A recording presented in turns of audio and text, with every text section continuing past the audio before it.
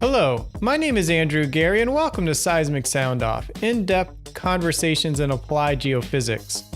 In this episode, I speak with Priyank Jaiswal, Associate Professor at Oklahoma State University. Dr. Jaiswal discusses the recent SEG event, Forum on Infrastructure, and how geophysics can play a role in this critical area. Dr. Jaiswal discusses the potential threats to infrastructure from low-level earthquakes, how citizens and public officials can monitor and address the impact, and how geophysicists can contribute to the safety of infrastructure. Our conversation next. Why was the Forum on Infrastructure organized? So this forum has a very interesting history. After the September 2016 Pawnee earthquake, a group of us were trying to organize a seismic survey in that area. And for that purpose, we were visiting many people, and one of them happened to be the Pawnee mayor. And when we were in his office, we were talking about the seismic survey, and inadvertently, his concerns about the buildings and infrastructure came up. And during the conversation, he mentioned something that was quite interesting to me. He said that, he's glad that the damage from this earthquake was not widespread, but he was concerned that many buildings may or may not survive the next earthquake, or if there is a way to measure how many of his buildings will be able to survive. Now, his concerns were very genuine. I mean, it's a typical concern that any homeowner would have, and we did not have an answer for him. And we could not answer this simply because we did not have any data to go by. But his question planted a seed in my mind. The more I thought about it, the more it occurred to me that buildings are designed to withstand a certain magnitude of earthquake. What happens if the building did not fall in that earthquake, but the building is not the same building after the earthquake? Will it be able to withstand the next one? Now, as it happens that I was not alone in having such thoughts. There were many people, many groups in this country that were having these conversations more actively. So the forum came about, and it was a way to bring such groups together so that they can talk and discuss their ideas freely. Now, in particular, I would like to acknowledge Laurie Whitesell from Society of Exploration Geophysicists and Dwayne Butler for their efforts in putting this forum together. Without their participation and their motivation, this forum would not have been possible. Now, one more thing, that although the forum was set in the backdrop of Oklahoma's low-level seismicity, the need for continually monitoring the structural health of countries' various infrastructure stands on its own merits, regardless of the nature of the hazard. So whether it is from low-level shaking or clay swelling or subsidence or anything else. What are the potential threats to infrastructure from these low-level earthquakes? Are these low-level shakings necessarily damaging? A candid response to both these questions is that we do not know. Low-level earthquakes have the potential to damage, but whether they actually damage or not, it's not clear. I'm saying this not because we cannot solve complex problems or because we cannot monitor the infrastructure. It's not these reasons because of which I'm saying that we do not know. But the problem in itself is very complex and multifaceted. Let me explain this some more. The target that we are trying to chase and the process, both are quite complex. So think about the target, for example. The complexity arises simply because my house is not the same as my neighbor's house. So even if this low-level shaking ends up damaging my house, it's very difficult to make a generalized statement about the nature of low-level shaking, whether it is damaging in general or not, just based on one or two houses. At the same time, it cannot be ignored. So to understand the global nature of low-level shaking-related hazard, damage has to be evaluated in the context of individual structures first, then with respect to a neighborhood, then with respect to a city, then a county, and so on and so forth. So this is sort of a more, I would say, coordinative effort that needs to be made to understand the damaging nature of the low level shaking. Next, let's talk about the process. So, the damage from low level shaking, if it is not instantaneous, that means all of a sudden, after a little bit of ground shaking, if my house does not fall down, then it may be cumulative. That means there are some not so obvious damages that has happened in the structure, but I'm just not able to perceive it right away. And these damages may accumulate over time. However, because it has not obviously followed a particular shaking event, it becomes very difficult to separate it from the natural background processes. So, for example, if these low level shaking did not happen, then would the structure on its own not fail in the same way, or will it fail in the same way in a different mode? These are very difficult to quantify. So, what happens due to low level shaking versus everything else? It's at this stage, it's very difficult to separate. So, it's very difficult to answer your questions with certainty. This kind of leads me to the next question of how is infrastructure impacted differently than with this cumulative versus instantaneous damage? Well, I mean, this was one of the topics of discussion in the forum because everybody was trying to gauge as to what how do you quantify damage. So look, we understand that all structures incur fatigue over time. That's just a natural thing in the life cycle of a structure. You put a structure, it keeps fighting the elements of nature, and then gradually it wears down. So cumulative damage is the degradation of a structure slowly over time. It's not obvious, and it does not become obvious from day-to-day observation. However, if you wanted to gauge cumulative damage, maybe year to year or a decade to decade observation can tell whether a structure is accumulating damage, accumulating wear and tear over time. Instantaneous damage is immediate degradation. So let's say ground shakes and a building falls. That's it. Or a crack develops or the roof slides or something like that. Then it's instantaneous damage. Now, instantaneous damage becomes clear from day to day or even hour to hour observation, depending on how your time sampling is. But if the natural hazards are repetitive, then the rate at which fatigue accumulates increases. And see that increase, so the increase in cumulative damage increases the risk of instantaneous damage. So they are both intertwined, they are both linked together. Why is geophysics and near surface geophysics specifically positioned to help monitor and improve infrastructure? Well, this question needs to be answered at many levels. First, let's talk about geophysics itself. So think of geophysics in broader terms. Geophysics is the science of studying Earth system response. So you can just think of geophysics as science of studying a system response. And in this case, the system happens to be the Earth system. Now, with seismic methods, for example, we can understand how the Earth system responds to stress. From electrical methods, we can understand how the Earth system responds to an electrical impulse, and so on and so forth. Now, if we think of buildings or structures as a system, an earthquake as a stress triggering mechanism, then geophysics is naturally suited for studying the response of the system. The principles of signal acquisition, sampling, and analysis will remain the same. So, regardless of what your target is, whether it is the earth system, the soil, or I would say the rocks themselves, or something that has been established on top of it, the acquisition and sampling and analysis mostly remains the same. It is the modeling that changes depending on the target.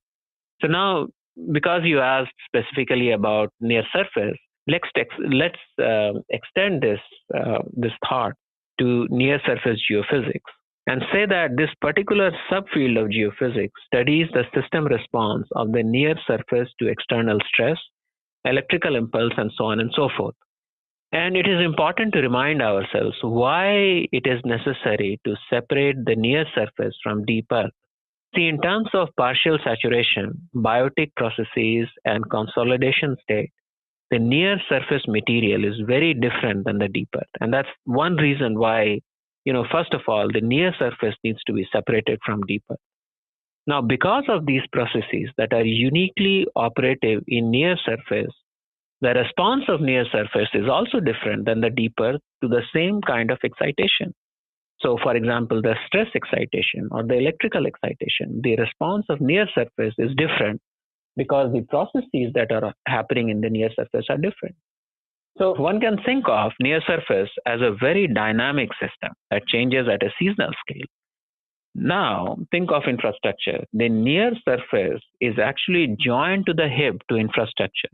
Infrastructure is something that is not supposed to change over its life cycle. I mean, it's not supposed to change. It does change because, it's a natural system as well, but it is not supposed to change. So you are trying to join two things, one that is dynamic by very nature and one that is supposed to be static.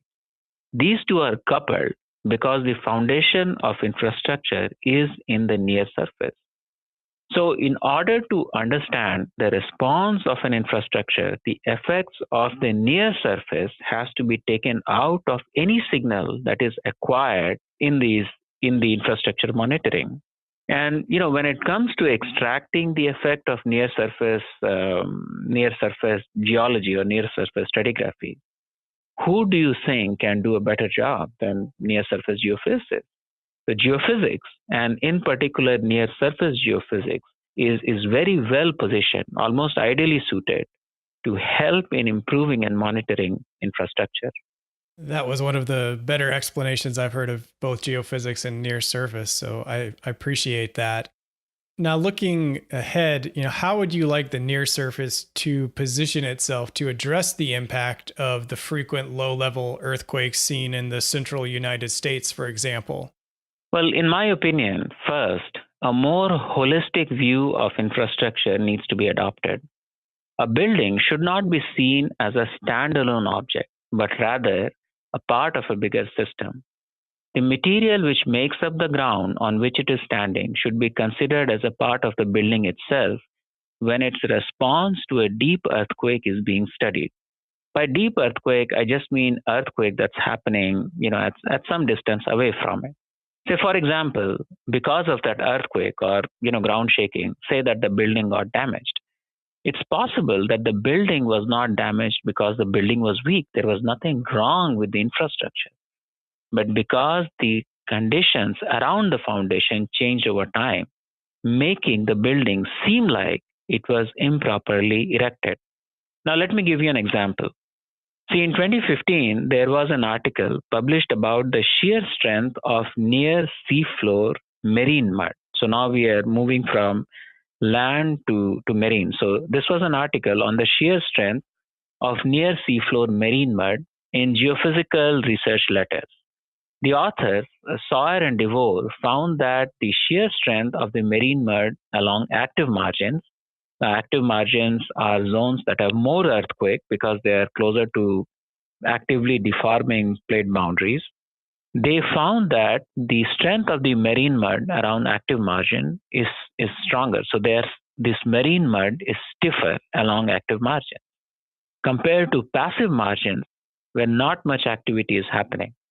The author speculated that continual shaking of the mud allowed it to settle better. So, to understand this, think of filling an empty jar with salt or sugar. When you are shaking the jar, as you are pouring in the salt or sugar, you are able to accommodate more mass.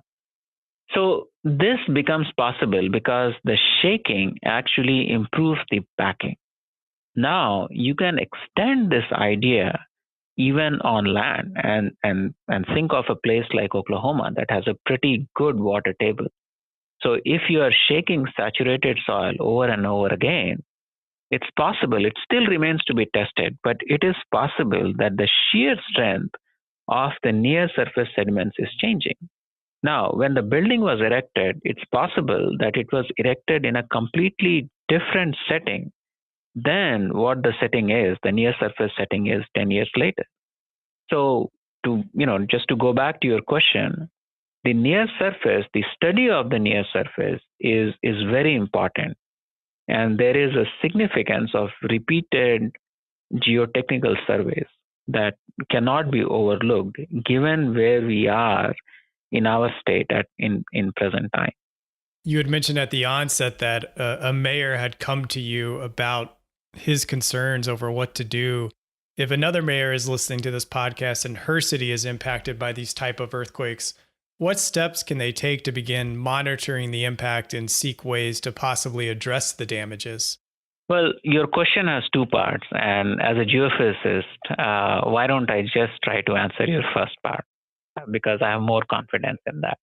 So let me start by saying that monitoring is a long-term process. And extending from your previous question, let me also say that the near-surface community, can really appreciate the value of constantly changing soil conditions. And so the first thing that the mayor needs to do is really build a team of people who can understand the impact, the nature of the impact from a broader perspective. So I understand that the target may just be infrastructure, but there is a lot more behind it. So that's the first part. The first part is that the mayor needs to put together a team comprising engineers and geoscientists and people who can do the outreach and education and so on and so forth. And we can go into all these later in the interview. The second part is that the target needs to be identified. Now, the target in this case is completely different. The reason is because, or let me say that there are various kinds of targets in a city. Monitoring a large lifeline infrastructure is not the same as monitoring houses that were built before the housing code was set in. So the kind of tools and methods that will be required to monitor lifeline infrastructures would be different than what it would be required to monitor houses, roads, pavements, and so on and so forth. So to understand, how to even begin addressing the impact, first we need a team. Second, we need a target.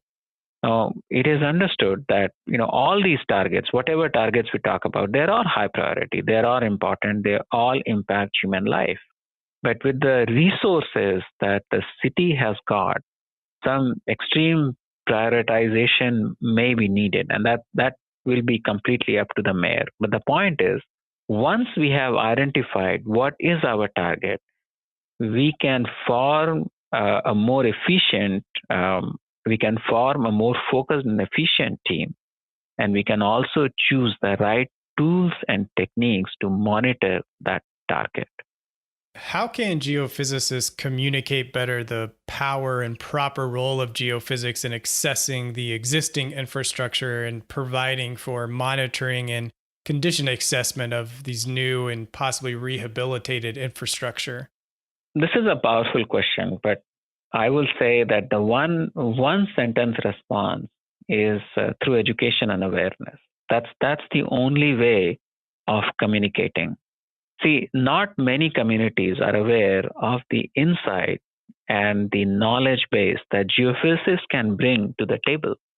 And, partly it's because of us. It's because the geophysics community has failed in reaching out and letting people know the insights that we can offer, the knowledge, the education that we possess, and how well we can work with other communities to solve basic problems that of hazard and livability and sustainability and so on and so forth. So, in my opinion, to better communicate the power and proper role of geophysics, we have to start doing focused and organized outreach. It's a good segue into this next question. State and federal dam inspections are frequently visual. While this type of inspection could identify a very evident structural problem, a visual inspection may miss important key indicators. How can geophysics help with a cost-effective approach to safely identifying these structural issues? Right. Another good question. And you have hit the nail on the head by implying that geophysics can reveal information that is not obvious. So this word obvious has a lot of weightage and also has a lot of meaning. Sometimes what we can see with our eyes is something we tend to take for granted or as truths, but most of the things that are happening are actually happening behind the walls. So take, let's say the dams that you have brought up. So there is a need to continually monitor dam sites and many other sites. Why just dam sites? Like, for example, the oil storage tank. There is certainly a need to monitor them continuously and make sure, they get addressed to whenever it's needed. See, because most of the policymakers are not aware of the power of geophysics, geophysical surveys, and I should not say policymakers, but let's say decision makers, they are not aware of the power of geophysics. The geophysical surveys are often seen as an item of luxury. So in early days, it used to be that commissioning of geophysical surveys would depend on the amount of surplus money that was available. And very often, by cutting multiple cores or cutting cores at regular interval was the way to go about in geotechnical engineering. Now, as our modeling methods, algorithms have become more sophisticated. When I say ours, I mean the geophysics algorithms and modeling methods have become more sophisticated. And we have been able to extract more and more information from the same data set. This perception is going away. The idea that geophysics can bring valuable information on table is becoming more and more accepted. So I would say that geophysics is generally seen as a high risk, high reward investment in many activities, even today. That perception needs to be changed. It is changing, but that change needs to happen more rapidly. Geophysics needs to be advertised as a low-cost, efficient monitoring tool, and it should become integral part of any planning process. And how all these things will happen? Let's relate to your previous question. Through outreach, we have to take the responsibility of going out there and letting other communities know of the value that we can bring in solving their problems.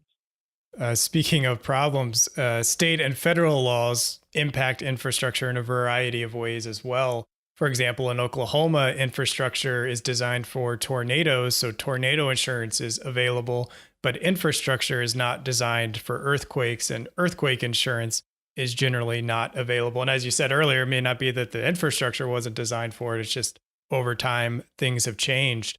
How could policymakers, just listening to you now, start taking proactive steps in addressing this current situation? Now, you are absolutely right, Andrew, that this has given rise to a series of very unfortunate events in our state. Because this clarity doesn't exist, no one really knows what to do. I personally know of several instances where the homeowners' claims have been very poorly handled. But I will not put the blame on any party. I would not say that this side is at fault or that side is at fault, because there is a lack of data. There are no hard data sets to go off of. So think about this. For example, a house that is weakened by earthquake can suffer instantaneous damage from high winds. Similarly, a house that has been weakened by high winds over a period of time can suffer visible damage from low-level shaking. Now, these are two different kinds of hazards that are affecting the same structure, but how they're affecting is something that's not known. At this stage, we are all living in speculation. Well, in any case, at this stage, I would say it's very difficult to prove or disprove that the said damage has happened definitely, only and only due to this shaking, right? It's very difficult to make that case. And the biggest problem is the lack of concrete data that can show how the condition of the house changed before and after that ground shaking, whichever incident you want to point to. Our state is a very unique state in many regards. See, for example, except for tsunamis, you can envision almost all kinds of natural hazards happening in one part of the state or another. So, our state in particular needs an affordable monitoring system that every household can install and that can provide reliable data to back individual homeowners' claims. Now, that claim may be regards to anything, any kind of natural hazard, but there has to be a system that provides hard data for the homeowners and the insurance company, both of them to go by. And I do not think the policymakers can do much at this stage. See, this whole issue of being able to generate data, it falls in the court of academics and industry. So in my opinion, I think it's about time when industry and academia, these two communities start coming together, talking together, and trying to find viable solutions, trying to find some innovative methods of providing these things to homeowners. Now, once these things are out in the market, once you have such a application out in the market, then the policymakers can make sure that they are used to their fullest. Speaking of collaboration, how can engineers and geoscientists join hands to address this particular challenge? Let me say that they eventually will have to join hands to address this challenge. But a couple of things need to happen before that. Say, for example, first, the need has to be identified. Now, infrastructure is a need that is upcoming, and it's being viewed as something that cannot be addressed by a single community on its own. So the need has to be identified. For example, why can't engineers solve the infrastructure monitoring problem all by themselves? That question has to be put out there and has to be addressed by multiple communities objectively. Now, to a small group of geoscientists and engineers, including the organizers and participants of this forum, this need is very clear. It's very obvious that the two communities need to talk. But the understanding has to be more widespread, I would say. Then the next thing is to collaborate. We need to learn to speak each other's language. Consider this age-old joke, for example. You ask 2 plus 2 to engineers and they say 4. You ask 2 plus 2 to geophysicists and they say 4 plus minus 50%. The idea that a problem cannot have a unique solution is very well accepted in geophysics, but not so much in engineering. So communication barriers like these need to be overcome. Third, the nexus has to happen at the level of codes and algorithms. Take, for example, the problem of structural dynamic modeling. The use of seismometers in simulating the response of a building to large ground shaking has already been done and shown, and so on and so forth. But using low-level shaking, the kind of shaking that we are feeling in Oklahoma presently, using low-level shaking to predict the high-level shaking response, that has a long way to go. And that's where engineers and geophysicists can easily collaborate.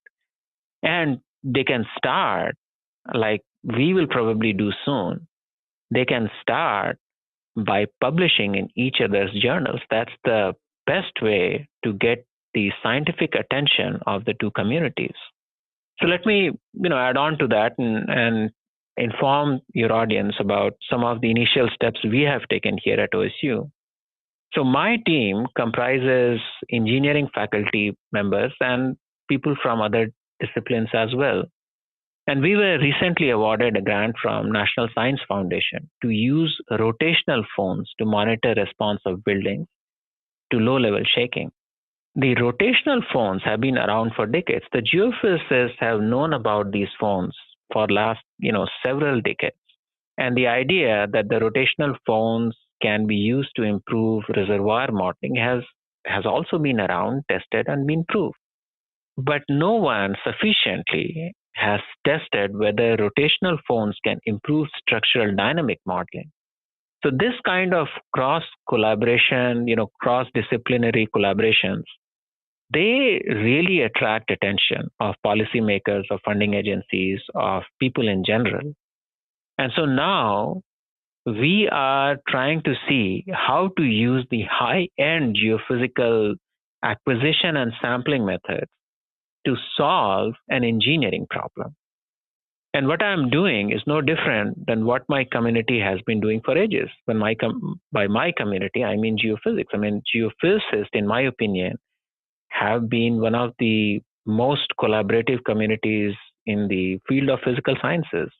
But it's just that the target and the clientele changes from one kind of collaboration to another, and that has to be identified and addressed. Congratulations on the grant. Speaking of other government institutions, how would you like to see someone like the U.S. Geological Survey support this research and the work that you're doing? Well, the USGS has been doing a lot on their own, and we truly value their efforts. When we say we, I mean the geophysics and the engineering community. These communities really value what USGS has been doing. For example, USGS has been preparing an earthquake hazard map of Oklahoma for the last few years. That map has been of great value in organizing research efforts all over the country, not just in Oklahoma, but all over. USGS has also been a pioneer in using seismic data for structural dynamic modeling. I mean, they have these nice and beautiful simulations for their buildings in Anchorage, and that has inspired many lines of thoughts and many lines of research. So we certainly hope USGS continues to work that way, continues to promote these kinds of cross-disciplinary science. We also hope that USGS continues to update the earthquake hazard map of Oklahoma. See, a lot of people think that the problem of shaking might have gone away, but with the oil prices coming back up, we do not know whether it has really gone away or not. I mean, we will find out in near future. But USGS can play a very vital role in continuing to update those sort of the earthquake hazard map so that the general public gets a full picture of how things are progressing in Oklahoma. USGS can also facilitate these kinds of conversations, these kinds of forums, and try to organize meeting or sponsor workshops if they can between engineering and geophysical communities to identify specific targets and develop methods to address those kinds of targets. What should I have asked you that I did not? Now, that is probably the most difficult question. So this forum had active participation from ASCE, the American Society of Civil Engineers, and SCG, Society of Exploration Geophysicists. And the professional societies are actually very well suited to carry the flame forward. But the simple reason is that their outreach is extensive compared to many, I would say, federally funded or state funded units that are, I would say, the research units, the state funded and government funded research units. So the professional societies can play a very vital role. The professional societies, they attract and they appeal to a broader spectrum of the society, and they can help facilitate the discussion from many different aspects. Through professional societies, the communities can reach out to many parts of, or I would say many group of scientists that are completely unaware. They have the strength to contribute, but they are completely unaware of such a discussion going on. Professional society magazines are a wonderful tool to spread the word, to let everyone know that such a conversation has started, and every individual who thinks they can play a role is welcome to come on board and help guide the discussion. the professional society meetings are a wonderful venue. So I think the professional societies can help in networking, and facilitating dialogue at this stage, I think, is critical to making sure that the momentum stays, that the conversation gathers momentum and continues the way it is supposed to continue. Well, that is a good response. This has been one of the most insightful and just understanding and clear conversations I've had in this podcast. And I appreciate you for following what you're talking about and using outreach in this way to explain to our audience. And thank you very much for giving me this opportunity. At seg.org/podcast, you will find the show notes and more information on the SEG Near Surface Geophysics technical section. Follow Seismic Soundoff at seg.org/podcast to hear new episodes or subscribe for free on your phone. Seismic Soundoff is sponsored by the SEG Wiki, the place to find hundreds of biographies of geoscientists, open access tutorials, and ongoing translations of SEG's best-selling book, Robert Sherritt's Encyclopedic Dictionary. Type wiki.seg.org into your browser to visit the world's first online geophysics encyclopedia. Original music by Zach Bridges. This episode was hosted, edited, and produced by me, Andrew Geary. The SEG podcast team is Jennifer Crockett, Allie McGinnis, and Mick Sweeney. Special thanks to Lori Weitzel for organizing and contributing to this episode. Thank you for listening. This is Seismic Soundoff, signaling off.